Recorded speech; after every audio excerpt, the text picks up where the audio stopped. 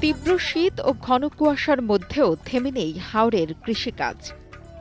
পৌষের হিমেল শীতে সুনামগঞ্জের বিস্তীর্ণ হাওর জুড়ে চলছে বোরো চারা রোপণের ব্যস্ততা।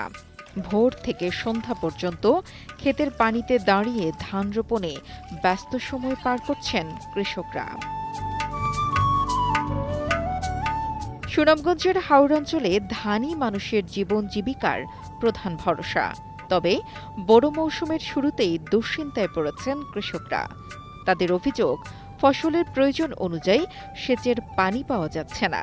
একই সঙ্গে হাওরের একমাত্র ফসল রক্ষা বাঁধ নির্মাণ কাজ সময় মতো শেষ না হলে আগাম বন্যায় ফসল ক্ষতির আশঙ্কা রয়েছে।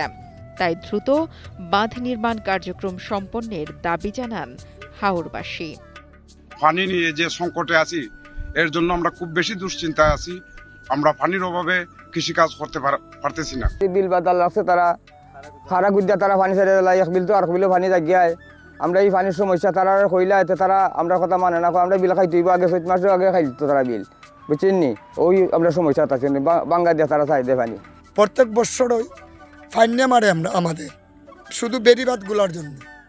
এই বেড়িবাঁধগুলো যদি সঠিকভাবে বাঁধ হয় তাহলে কৃষকগুলা ধান বড় সঠিকভাবে তুলতে পারবে।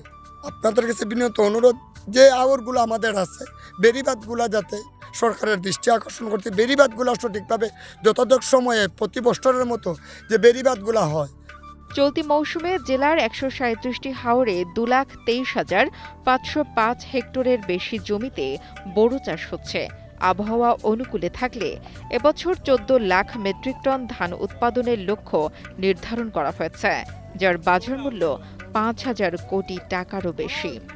জীবনের সব আয়োজন এখানে একসাথে। পুষ মাস থেকে শক্তি টু রোয়া রইতেছি। বৈশাখ মাসে আবার ধান কাটা শুরু হবে। যদি আল্লাহ দিয়া যায় সোনার ফসল ফলে, আমরা বাচ্চা কাচ্চারা লেখাপড়া করাইমু, এখান থেকে আয় রোজগার করে আমরাও খাইমু। এই নিজেও একটু যদি বীজ দাম মই বালার থেকে দান দাম মই বৈশাখও আমরা অনেক কিছু করতাম পারবো। কৃষি কর্মকর্তারা বলছেন, হাওর অঞ্চলের প্রায় সব হাওরেই কম বেশি পানির সংকট রয়েছে। এই সংকট সমাধানে নেওয়া হয়েছে প্রয়োজনীয় উদ্যোগ। আগামী বছর থেকে এই সমস্যা আর থাকবে না বলে আশাবাদ তাদের। আমরা এমনি প্রণোদনা বিতরণ করেছি, সেটা তো আসলে আমাদের যে লক্ষ্যমাত্রা আমাদের সেটার তুলনায় ওটা কিছুই না, নগণ্য। পানির সংকট তো সব সারা সিলেটেই একই অবস্থা, পানির সংকট। এখন যেখানে কৃষকরা আশেপাশে ডোবা বিল থেকে করে, পরে হয়তো বৃষ্টির উপর নির্ভর করে, বা যেখানে পানির সুযোগ থাকে ওখান থেকে এলএলপির মাধ্যমে, ফিতা পাইপের মাধ্যমে পানি নেয়।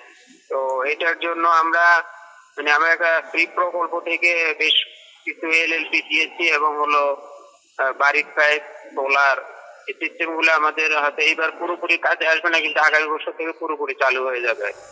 সব চ্যালেঞ্জ উপেক্ষা করে হাওরের কৃষকরা এগিয়ে নিচ্ছেন বোরো আবাদ। সময় মতো সেচ ও বাঁধ নির্মাণ নিশ্চিত করা গেলে সোনালী ফসলে ভরপুর হয়ে উঠবে হাওর। কৃষকের মুখে ফিরবে স্বস্তির হাসি, এমনটাই প্রত্যাশা সকলের। সায়েদ হোসেন সবুজের পাঠানো তথ্য ও ভিডিও চিত্রে ডেস্ক রিপোর্ট, কালের কণ্ঠ।